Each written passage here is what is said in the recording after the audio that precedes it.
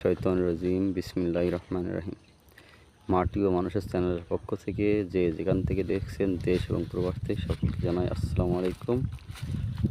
আশা করি সকলেই ভালো আছেন। আমরা চলে এলাম আজকে ঝিনাইদহ জেলার মহেশপুর থানার নাটিমা গ্রামে নুন্নই ভাইয়ের নার্সারি বাগানে।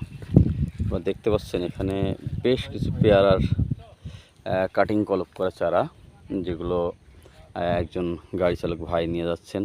আমরা তার কাছে জানতে চাইবো চারাগুলো আসলে যাচ্ছে কোথায়। চারাগুলো কত দূর নিয়ে যাবেন ভাই আপনি? রায়পুর গ্রামে নিয়ে যাবেন। এগুলো কি এই যে নার্সারি বাগান যার ইনি নিয়ে যাচ্ছে নাকি ইনার কাছ থেকে কিনে নিয়ে যাচ্ছে? ইনার কাছ থেকে কিনে নিয়ে যাচ্ছে। ইনার কাছ থেকে কিনে নিয়ে যাচ্ছে, উনি ওখানে লাগাবে, তাই না? ধন্যবাদ। তো দেখুন, আমরা এখন কথা বলবো এই নার্সারির স্বত্বাধিকারী নুন্নই ভাই। এই যে দেখতে পাচ্ছেন এখানে কিন্তু প্রচুর চারা, এই নার্সারি বাগানে চারা আছে প্রচুর। এই যে এগুলো পেয়ারার চারা, এগুলো আসলে বুনো চারা, এগুলো বুনো চারা বা বীজের চারা বলা যায়। এখান থেকে কাটিং করে এই যে কলপ করে রেখেছে। এইগুলো যখন চারা ফুটবে ওই ধানের চারার মতো, তখন এই চারাগুলো তারা বিক্রয় করবে। এখন এগুলো তখন তারা অবশ্যই এগুলো বাজারজাত করবে। এই দেখতে পাচ্ছেন এগুলো কিন্তু সব কাটিং করে রাখা হয়েছে। আর এই যেগুলো বুনো চারা, এগুলো অলরেডি যে এখন যে তারা নার্সারি বাগানে কাজ করছে, তারা এই চারাগুলো এখন এই যে কাটিং করবে, করে দেখাবে আপনাদেরকে।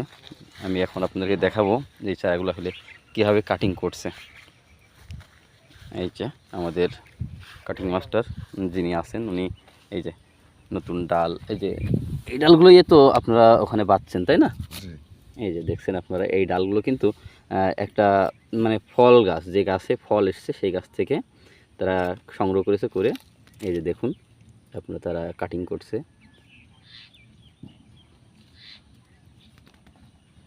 এই যে কাটিং করে এই যে দেওয়া হয়ে গেছে, কিন্তু এইভাবে কেটে এই যে সুন্দর করে পলিথিন জড়িয়ে তারা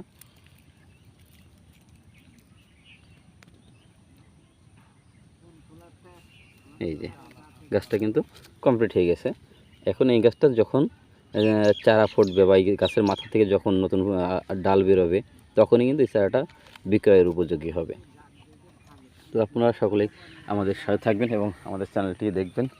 এখন নুন্নই ভাই, আমরা এই খামারের যে মালিক বা নার্সারির যে মালিক, তার সাথে একটু কথা বলবো, জানতে চাইবো সে এই চারাগুলো আসলে কেমনভাবে পরিচর্যা করছে বা কীভাবে বিক্রি করছে। আমরা তার নার্সারিতে এসেছি, এই যে দেখতে পাচ্ছেন এখানে কিন্তু বহু চারা, লক্ষ লক্ষ চারা তারা এইভাবে তৈরি করছে এই বাগানে। তার কিন্তু শুধু এই চারার ব্যবসা না, আরও ব্যবসা আছে। তার ফলের বাগান আছে, মাল্টা বাগান, কুল বাগান, পেয়ারা বাগান, আঙুর বাগান। এই যে এখন আমরা এই যে নার্সারির স্বত্বাধিকারী নুন্নই ভাই, তার সাথে কথা বলবো। আচ্ছা ভাইজান, আপনি যে এই যে চারাগুলো তৈরি করছেন, এই চারাগুলো সব কি বাণিজ্যিকভাবে বিক্রি করার উদ্দেশ্যে নাকি আপনি নিজে রোপণ করার উদ্দেশ্যে? জি জি, বাণিজ্যিকভাবে বিক্রি করার উদ্দেশ্যে, প্লাস আমার নিজেরও ফল বাগান আছে, মাঝে মধ্যে নিজের বাগানও লাগাই। এই উৎপাদনকৃত চারা চাষিদেরকে দিই, নিজেও লাগাই।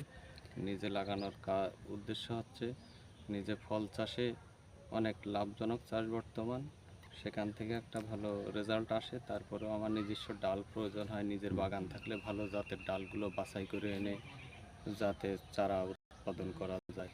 বানতে গেলে ভালো জাত না হলে, জাতটা ধরেন চাষি 1 বিঘা জমি 20-30 হাজার টাকা করে লিজ নেবে, নিয়ে যদি জাত খারাপ হয় চাষি ঠকে যাবে। আর চাষি ঠকে যাওয়া মানে বাংলাদেশের ক্ষতি। আর চাষি লাভবান হলে, এক চাষি লাভবান হলে তার দিয়ে আরও 5 কাস্টমার আমি পাবো, যে অমুক জায়গায় গেলে ভালো জাতের চারা পাওয়া যাবে, সেখানে যান। আমি নিজে নিয়ে এসেও লাভবান হয়েছি। এমন কথার ভিত্তিতে আমারও ধরেন বেচা কেনার রেটও বাড়ে, সম্মানের জায়গাটাও ভালো থাকে। তা সেই হিসাবে আমি নিজেই চারা উৎপাদন করি। নিজের এলাকার মিস্ত্রি আছে এবং নিজের বাগানের ডাল আছে, ডাল নিয়ে এসে চারা উৎপাদন করে চাষিদেরকে দিই। আর মূলত এটা আমি অনেক দিন যাবত করে একটা ভালো বেনিফিটের ব্যবসা। এতে মোটামুটি বাংলাদেশের পুষ্টি চাহিদা মেটে, আবার অর্থনৈতিকভাবে নিজেরও স্বাবলম্বী হওয়া যায়। স্বাবলম্বী ধন্যবাদ। হওয়া যায়। আপনার এখানে কি শুধু এই পেয়ারার চারাই আছে নাকি আরো অন্য কোনো চারা আছে? আরো অন্যান্য চারা আছে, পেয়ারার চারা আছে, মালটার চারা আছে, কমলা আছে, কুল আছে। হ্যাঁ, আচ্ছা আমরা ওই যে কাঁঠালের চারা দেখতে পাচ্ছি, এগুলো কি কলপ করা? হ্যাঁ, ওইগুলা কলপের কাঠ। এই যে দর্শক, আমি আপনাদেরকে জুম করে দেখাচ্ছি, এখানে কিন্তু কাঁঠালের চারাও আছে। হ্যাঁ, এগুলো কিন্তু আপনার কলপ করা, ডাল কাটিং করে লাগানো 12 মাসি কাঠ। এবং 12 মাসি কাঁঠাল ওগুলো কিন্তু। এই যে আপনাদেরকে আমি আরেকটু দেখাই, শুধু কিন্তু আম পেয়ারা নয়, এই যে এখানে কিন্তু কুলের চারা আছে, ওই যে দেখুন কুলের চারা আরও আছে, ওই যে পাশে মালটার চারা আছে। আমি আপনাদেরকে একটু, যদি কিছু মনে না করেন, আপনাদেরকে দেখাই আস্তে আস্তে, আপনারা দেখতে থাকুন। এই যে দেখুন, এগুলো কিন্তু সমস্ত মালটার চারা এখানে কিন্তু কলপ করে রাখা হয়েছে। আপনারা যারা নিতে ইচ্ছুক অবশ্যই খামারির যে মালিক বা নার্সারির যে মালিক তার সাথে যোগাযোগ করবেন। এগুলো কিন্তু বুনো চারা, এই যে দেখুন, আর এগুলো কিন্তু কলপ চারা। এই যে আপনাদেরকে একটু দেখাই, এই যে এখান থেকে কিন্তু কলপ করে লাগানো হয়েছে, এই যে ডালটা, এই যে এখান থেকে কলপ করে কিন্তু এটা লাগানো হয়েছে। অলরেডি চারাটা কিন্তু হয়ে গেছে।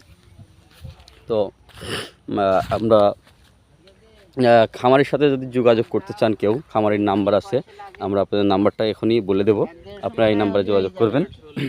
আচ্ছা ভাই, আপনার সাথে যদি কেউ যোগাযোগ করতে চায় তাহলে আপনার মোবাইল নাম্বার আছে কি? জি আছে। তাহলে আপনার নাম্বারটা একটু বলুন। Mobile number 01715 568049। বাংলায় বলে দিস, 01715 568049। তো যারা আছেন চাষি উদ্যোক্তা, তারা অবশ্যই যদি চারা সংগ্রহ করতে চান তাহলে এই নম্বরে সকলেই যোগাযোগ করবেন। তো ভালো থাকবেন এবং আগামী প্রতিবেদনটি দেখার জন্য আমাদের সাথে থাকবেন। চ্যানেলটি সাবস্ক্রাইব করে লাইক করে পাশে থাকবেন। ইনশাল্লাহ ভালো থাকবেন। আল্লাহ হাফিজ।